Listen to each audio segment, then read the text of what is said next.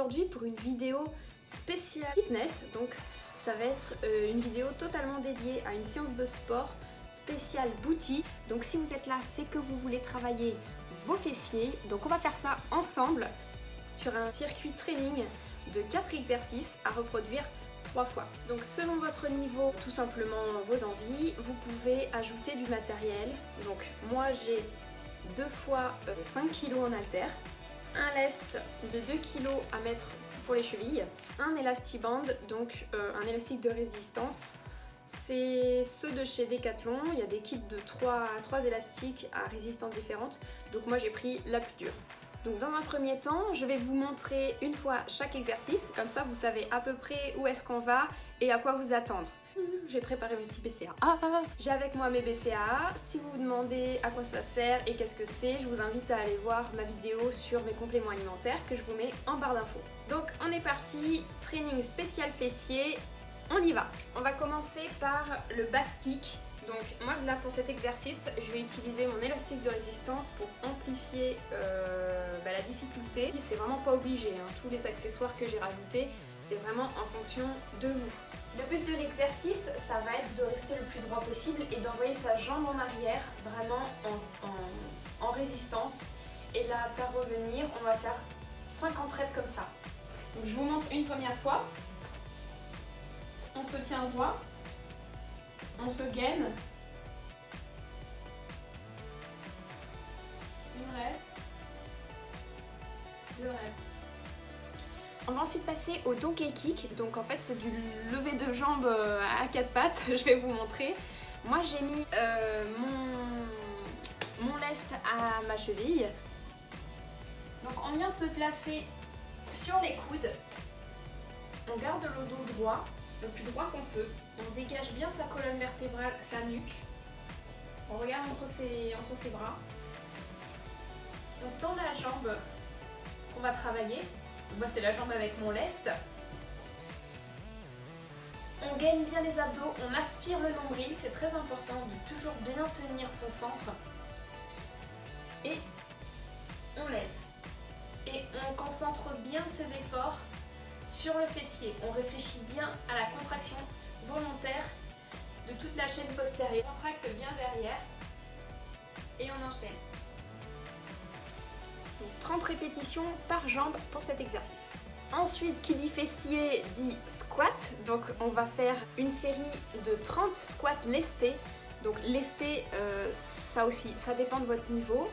Si vous voulez les faire sans lest, c'est vous qui voyez. Si c'est trop facile, vous rajoutez des poids selon l'effort que vous voulez fournir.